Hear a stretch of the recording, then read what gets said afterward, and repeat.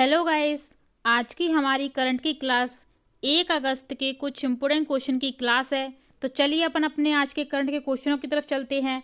देखिए, उससे पहले आज हमारा आपसे पूछा गया प्रश्न है, जल विहारी का मेला कहाँ आयोजित होता है। हमारे ऑप्शन हैं छतरपुर, दतिया, रीवा या इनमें से कोई नहीं। आपको इसका आंसर कमेंट बॉक्स में कमेंट करके बताना है कि जल विहारी का मेला कहाँ आयोजित होता है। ठीक है फ्रेंड्स, चलिए अपन अपने आज के करंट के क्वेश्चनों की तरफ चलते हैं। ये देखिए, आज की करंट की क्लास का पहला प्रश्न है, हाल ही में स्मार्ट मीटर वाला मध्य प्रदेश का कौन सा पहला शहर बन गया है। हमारे ऑप्शन हैं महू, शिवपुरी, मुरैना या ग्वालियर। तो देखिए फ्रेंड्स, इसका सही आंसर है महू। हाल ही में स्मार्ट मीटर वाला मध्य प्रदेश का महू पहला शहर बन गया है। ठीक है फ्रेंड, तो आप लोग ये याद रखिएगा। चलिए अपन इसके बारे में डिटेल जान लेते हैं। ये देखिए फ्रेंड्स, मध्य प्रदेश पश्चिम क्षेत्र विद्युत वितरण कंपनी द्वारा रेडियो फ्रिक्वेंसी स्मार्ट मीटर परियोजना का सफलतापूर्वक संचालन किया जा रहा है। कंपनी क्षेत्र के महू में रेडियो फ्रिक्वेंसी पद्धति के 14,600 स्मार्ट मीटर लगाए गए हैं। 100% स्मार्ट मीटर वाला महू प्रदेश का पहला शहर बन गया है। यहाँ उद्योग, घर, दुकान, स्कूल, ट्रांसफार्मर सभी जगह स्मार्ट मीटर हैं। मध्य प्रदेश पश्चिम विभाग के प्रबंध निदेशक अमित तोमर ने बताया कि महू में जनवरी से स्मार्ट मीटर लगाना प्रारंभ किए थे। मात्र 6 माह में यहाँ स्मार्ट मीटरों का कुशलतापूर्वक स्थापना की गई। यहाँ के सभी 14,600 उपभोक्ताओं के घरों पर मीटर निःशुल्क लगाए गए हैं। ठीक है फ्रेंड, तो आप लोग ये याद रखिएगा। ठीक है फ्रेंड्स, चलिए अपन अपना नेक्स्ट क्वेश्चन देख लेते हैं। ये देखिए, अगला प्रश्न है, हाल ही में भारत के किस आईआईटी प्रोफेसर को राष्ट्रीय संवाददाता के रूप में चुना गया है। हमारे ऑप्शन हैं डॉक्टर कपिल अग्रवाल, डॉक्टर मोहम्मद फारूक आजम, डॉक्टर अहमद खान या इनमें से कोई नहीं। तो देखिए फ्रेंड्स, का सही आंसर है डॉक्टर मोहम्मद फारूक आजम। ठीक है, आप लोग याद रखना, हाल ही में भारत के डॉक्टर मोहम्मद फारूक आजम आईआईटी प्रोफेसर को राष्ट्रीय संवाददाता के रूप में चुना गया है। ठीक है फ्रेंड्स, आप लोग ये याद रखिएगा। ठीक है, चलिए अपन इसके बारे में डिटेल जान लेते हैं।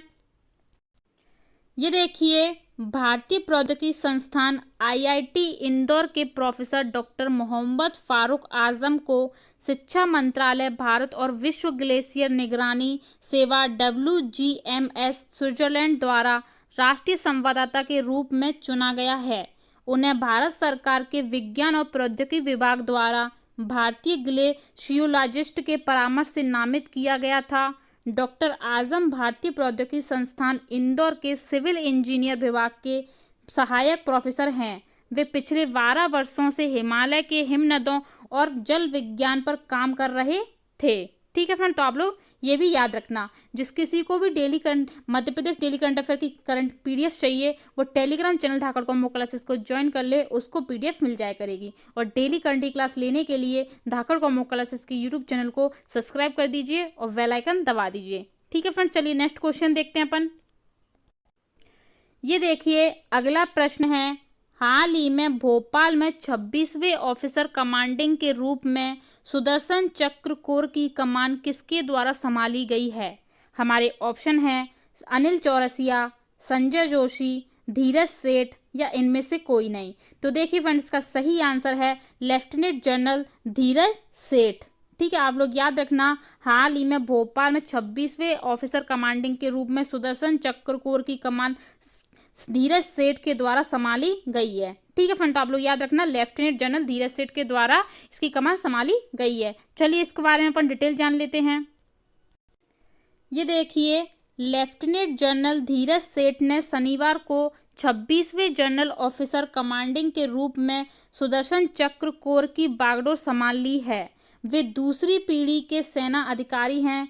उनके पिता लेफ्टिनेंट जनरल KM सेठ परम विशिष्ट सेवा मेडल, अति विशिष्ट सेवा मेडल ने भी अक्टूबर 1993 से अक्टूबर 1994 तक सुदर्शन चक्र कोर की कमान संभाली थी और यह उनके परिवार के लिए एक बहुत बड़ा सम्मान है। एनडीए खड़गवासला के प्रशिक्षण प्राप्त लेफ्टिनेंट जनरल धीरज सेठ को 20 दिसंबर 1986 को भारतीय सेना की द्वितीय लॉन्सर्स जीएच में कमीशन मिला था। ठीक है फ्रेंड, तो आप लोग ये याद रखिएगा। चलिए नेक्स्ट क्वेश्चन देखते हैं अपन। ये देखिए अगला प्रश्न है, हाल ही में मध्य प्रदेश में अन्न उत्सव का आयोजन कब किया जा रहा है? हमारे ऑप्शन हैं 7 अगस्त, 8 अगस्त, 9 अगस्त या 10 अगस्त। तो देखिए फ्रेंड्स, इसका सही आंसर है 7 अगस्त। हाल ही में मध्य प्रदेश में अन्न उत्सव का आयोजन 7 अगस्त को किया जा रहा है। ठीक है फ्रेंड्स, चलिए इसके बारे में डिटेल जान लेते हैं। ये देखिए मध्य प्रदेश में 7 अगस्त को अन्न उत्सव धूमधाम से मनाया जाएगा। 25,435 उचित मूल्य की राशन दुकानों पर सुबह 11 बजे से कार्यक्रम होगा। यह टीवी लगाई जाएगी ताकि सभी प्रधानमंत्री नरेंद्र मोदी का संबोधन सुन सकें। प्रत्येक दुकान पर 100 उपभोक्ताओं को 10 किलोग्राम भार क्षमता के थैलों में राशन वितरित किया जाएगा। सभी जगहों पर जनप्रतिनिधि कार्यक्रम के मुख्य अतिथि होंगे। अन्न उत्सव की तैयारी के लिए मंत्रियों और वरिष्ठ अधिकारियों को तैनात किया गया है। मंत्री प्रभार के जिलों में एक दिन पहले इस संबंध में पत्रकार वार्ता भी लेंगे। ठीक है, तो आप लोग ये याद रखना कि अन्न उत्सव की धूमधाम 7 अगस्त को मनाया जाएगा। चलिए नेक्स्ट क्वेश्चन देखते हैं। ये देखिए अगला प्रश्न है, हाल ही में टोक्यो ओलंपिक में भारतीय महिला हॉकी टीम को जीत दिलाने वाली वंदना चर्चा में है। यह भारत के किस राज्य से संबंधित हैं? हमारे ऑप्शन हैं मध्य प्रदेश, असम, महाराष्ट्र, मिजोरम। तो देखिए इसका सही आंसर है मध्य प्रदेश। हाल ही में टोक्यो ओलंपिक में भारतीय महिला हॉकी टीम को जीत दिलाने वाली वंदना चर्चा में है। यह भारत के मध्य प्रदेश राज्य से संबंधित है। ठीक है फ्रेंड, तो आप लोग ये याद रखिएगा। चलिए इसके बारे में अपन डिटेल जान लेते हैं। ये देखिए टोक्यो ओलंपिक में पुरुष टीम ने जोरदार वापसी कर क्वार्टर फाइनल में जगह बनाई। इसमें मध्य प्रदेश अकादमी में प्रशिक्षण ले चुके विवेक सागर और नीलकांता शर्मा का अहम योगदान था। उसी तरह भारतीय महिला टीम ने भी शानदार वापसी अंतिम 2 मुकाबले जीतकर क्वार्टर फाइनल में पहुंचने की उम्मीद को कायम रखा है।